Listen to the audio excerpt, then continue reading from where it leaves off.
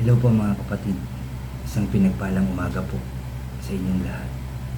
Dalangin ko na lahat kayo ay nasa mabuting kalalagayan, maayos ang mga kalusugan, ang buhay, lalong-lalo na ang ating buhay pananampalataya.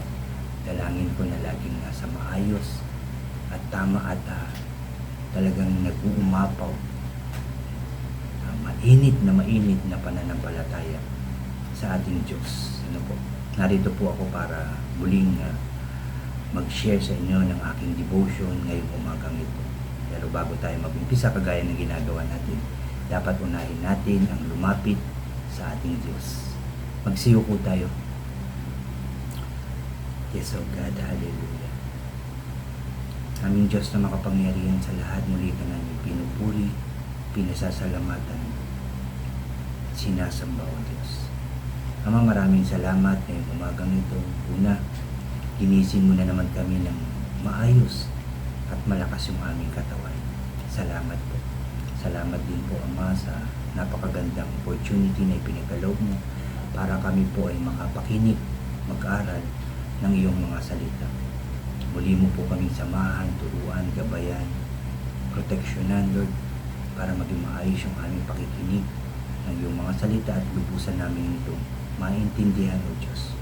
Lord, samahan mo rin po ako, turuan mo rin po ako, gabayan mo rin po ako para lahat po ng aking sasabihin ay galing lamang po sa iyong salita. I pray na hindi lang po yung mga makikinig ng iyong salita ang tumanggap nito, ang mamunga sa mga puso, kundi sa akin din, Lord. Mamunga ito sa aking mga puso, sa aming mga puso, O Diyos.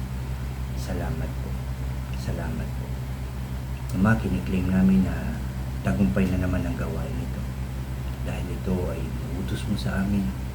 Dahil ito ang kagustuhan mo, Lord, kaya na kami mag-aral, makinig, magbasa everyday ng iyong salita. Kaya kiniklaim namin na ito'y tagumpay dahil kasama ka namin mag-aaral ng iyong salita. Maraming salamat po. Muli, Lord, muli ka namin pinupuri, pinasasalamatan, sinasamba ka namin sa tanging pangalan na aming Panginoong Hesus, na aming tagapagligtas.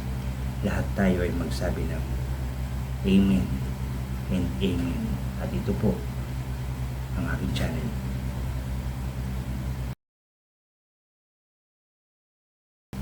Hello po ulit mga kapatid, isang pinagpalang umaga na naman po muli sa inyong lahat. At bago po ako mag-umpisa ng aking sharing, anyayahan ko lang po yung mga bago dyan sa aking channel na huwag niyo pong kalimutan na mag-subscribe. Paki-like and share niyo po ang aking mga videos at paki-click din po yung notification bell para lagi po kayong updated sa mga bago at iba ko pang i-upload po. Salamat mga kapatid, salamat. Mga kapatid, ang aking ibabahaging aking devotion na yung umagang ito ay dito po sa Mateo chapter 21. Ulitin ko lang po, dito po sa Matthew chapter 21. Dito po ako dinala ng aking devotion sa verse 14 at hanggang verse po ito 16 ang aking i-share sa inyo. Ulitin ko lang, Mateo chapter 21 verse 14 hanggang 16. Pakinggan po natin ang sinasabi. Sabi po sa verse 14, habang si Jesus ay nasa templo, lumapit sa kanya ang mga bulag at mga pilay, at sila'y kanyang pinagaling. Nagalit ang mga punong pari at ang mga tagapagturo ng kautusan nang makita nila ang mga himalang ginawa niya at marinig ang mga batang sumisigaw sa loob ng templo. Purihin ang anak ni David. Sinabi nila kay Jesus, naririnig mo ba ang sinasabi nila? Naririnig ko, tugon ni Jesus. Hindi ba ninyo nabasa sa kasulatan? Pinalabas mo sa bibig ng mga sanggol at mga pasusuhin ang wagas na papuri. At dugtong ko na rin yung verse 17, mga kapatid. Iniwan sila ni Jesus at lumabas siya ng lungsod papuntang Bethania. Doon siya nagpalipas ng gabi. Salamat sa salita ng ating Diyos. Gumawa ang ating Panginoong Jesus ng mga himala, no? Kasi naglapitan sa Kanya yung mga bulag, mga pilay. Sabi nga dito, sila'y Kanyang pinagaling. Naglapitan. Alam nila na ang Panginoong Jesus ay nagpapagaling ng lahat ng anumang klaseng sakit at karamdaman. Kahit na magpalayas ng sinasapian ng masamang espiritu, napapalayas, napapaalis ng ating Panginoong Jesus. Pero nakakapagtaka, bakit sila nagagalit, no? Nagalit ang mga punong pari at ang mga tagapagturo ng kautusan nang makitang nila ang mga himalang ginawa niya. At marinig ang mga batang sumisigaw sa loob ng templo. Sisigawan, pati mga bata nagsisigawan sa nakita nilang himalang ginawa ng ating Panginoong Jesus. Sabi, purihin ang anak ni David. Nagagalit sila. Bakit kaya? Gusto ba nila na sila ang purihin? Sila lang ang dapat purihin? Nagagalit sila dahil hindi nila kinikilala ang Panginoong Jesus na anak ng Diyos. Kaya sila nagagalit. Ayaw nilang marinig yun na yun ang sinisigaw sa Panginoong Jesus. Sabi nga nila, naririnig, sabi ganyan. Sabi sa verse 16, sinabi nila kay Jesus, naririnig mo ba ang sinasabi nila? Naririnig ko, tugon ni Jesus. Hindi ba ninyo nabasa sa kasulatan? Pinalabas mo sa bibig ng mga sanggola at mga pasusuin ang wagas na papuri. Kasi pag mga bata, pag mga hindi pa mananampalataya o hindi pa lubusang nakakarinig, nakakapag-aral ng salita ng Diyos, hindi pa lubusan nakakakilala ang ating Diyos, ang tawag nila doon ay mga sanggol pa, mga bata pa, mga pasusuin pa, hindi pa pwedeng kumain ng mga matitigas na pagkain, kundi mga gatas-gatas pa lang para dahan-dahan na ma-absorb nila. Ganun din sa pagiging mananampalataya, no? Pagbaguhan, dahan-dahan lang, pinapakain ng Word of God para hindi ito mabigla. Ano po? Pero yung pagpupuri ng isang tao, even siya ay sabihin na natin bagong mananampalataya, hindi pa lubusang nakakakilala sa ating Diyos, o even mga bata, kapag pagpupuri po, yan ay nararapat talaga na dapat sinasabi ng lahat ng tao, kahit na baguhan na mananampalataya, kahit na mga bata. Di ba parang ang sarap kasi pakinggan na sasabihin na purihin natin ang ating Diyos, purihin natin ang Panginoong Hesus. Di ba po na kahit na bata pa lang, marunong sila. At dapat din pag may narinig tayo, uy, ganda ng sinabi mo, dapat pinapaliwanag din natin. Alam mo ba, yung pagpuri niyan ay hindi pagpuri talaga sa tao, kundi sa Diyos. Kasi binanggit mo nga na purihin ang Panginoong Hesus. So sa Panginoong Hesus yan, hindi nakatuon yan sa tao dito sa lupa, kundi nakatuon ang ating pagpupuri sa nag-iisang Diyos at nag-iisang anak ng Diyos. Kaya yung sagot dito ng ating Panginoong Hesus sa tanong na naririnig mo ba, sabi ganyan, naririnig mo ba ang sinasabi nila?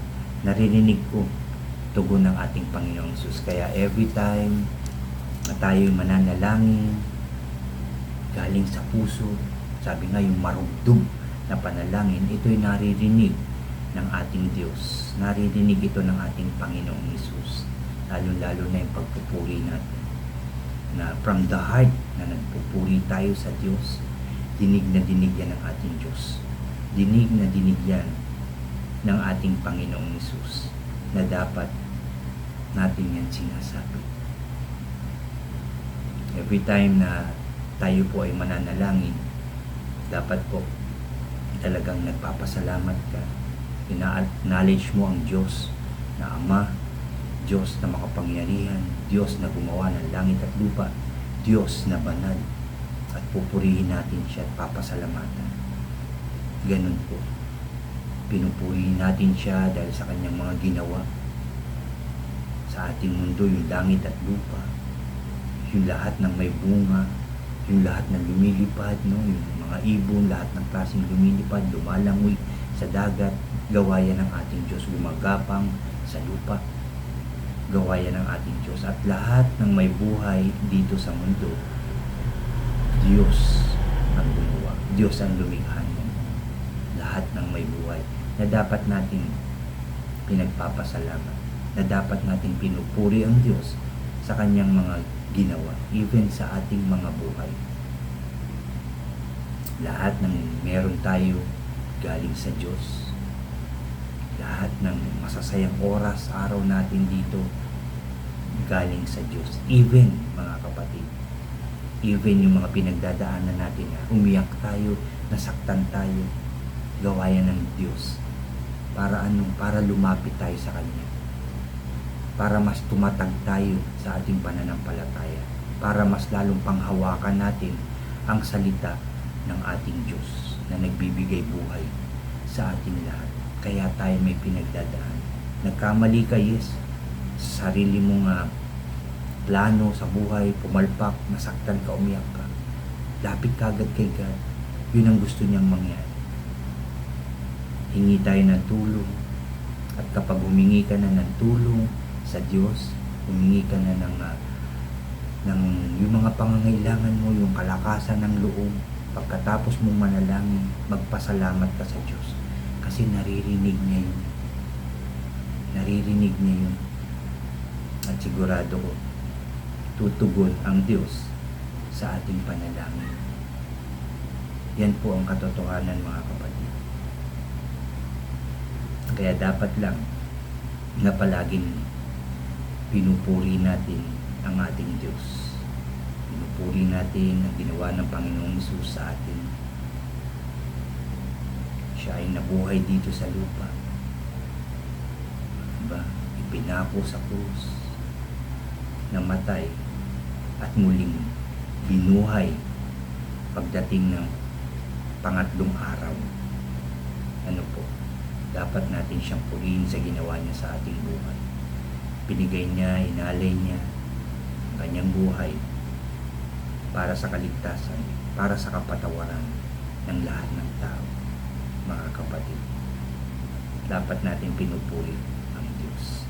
At ulitin ko lang, dapat din yan ay tinuturo natin sa ating mga kapatid na nakababata, sa ating mga anak na bata pa. Tinuturo natin ito dahan-dahan sa kanila na dapat laging nagpupuri at nagpapasalamat sa ating Diyos. Lalong-lalo na siya sa atin, syempre, na dapat yan ang naririnig ng mga kabataan. Dapat yan ang naririnig din ng ibang tao, ng ating kapwa, na tayo ay madalas o palagi, maya't maya, na nagpupuri sa ating Diyos. Dahil ang pagpupuri niya, lalong-lalo na kung totoong pagpupuri ang ginagawa, hindi yung para lang may narinig, makarinig o may nakakarinig na nagpupuri ka. Hindi po yan. Hindi po nalulugod ang Diyos sa mga kasinungalingan. Dapat totoo ang lahat, mga kapatid. Totoo kang magpuri lagi sa Diyos. Salamat, Lord.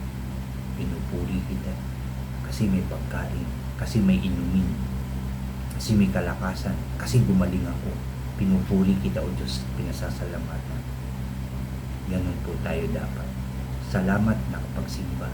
Salamat nakapakinig ng iyong salita, O Diyos. Pinupuri kita at pinasasalamatan. Salamat at nakauwi ng maayos at safe. Lahat dapat, mga kapatid, pinagpapasalamat natin at pinupuri natin ang Diyos. Siya ang ating Diyos. Siya ang gumawa ng langit at lupa. Siya ang nagbigay buhay sa iyo, sa akin, at sa lahat ng may buhay dito sa mundo. At kung anong meron ka ngayon, galing yan sa ating Diyos.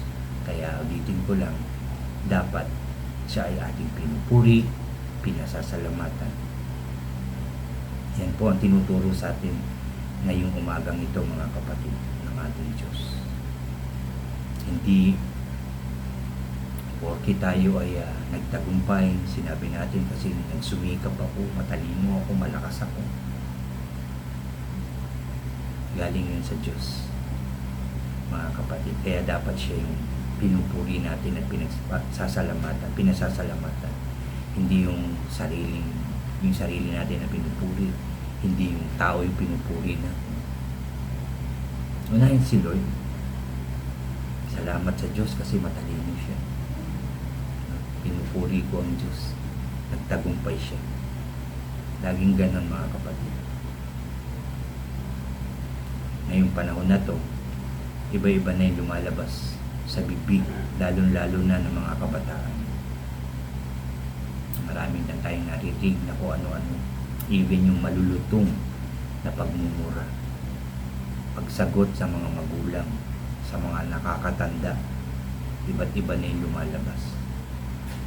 I-rebuke natin yan, turuan natin sila na magsalita ng maayos at tama. Turuan natin silang magsalita ng pagpapasalamat, pagpupuri sa ating Diyos. Yan ang dapat lumalabas sa bibig ko, sa bibig ng lahat ng tao. Lalo-lalo na ng mga kabataan ngayon, mga kapatid. Pagpupuri at pagpapasalamat sa ating Diyos. Ulitin ko lang, yan po yung tinuturo sa atin ngayong umagang ito, mga kapatid. Dito nga po sa Mateo chapter 21, verse 16 hanggang 17 po. Tinuloy ko na po yung verse 17. I pray na marami po kayong natutunan, dahil ako po maraming natutunan, mga kapatid. I pray patuloy tayong pagbasa ng salita ng ating Diyos. Magbasa. Kung wala kang ginagawa, mamaya, kung tapos na yung mga gagawin, magbasa tayo, magpasalamat, at magpuri sa Diyos.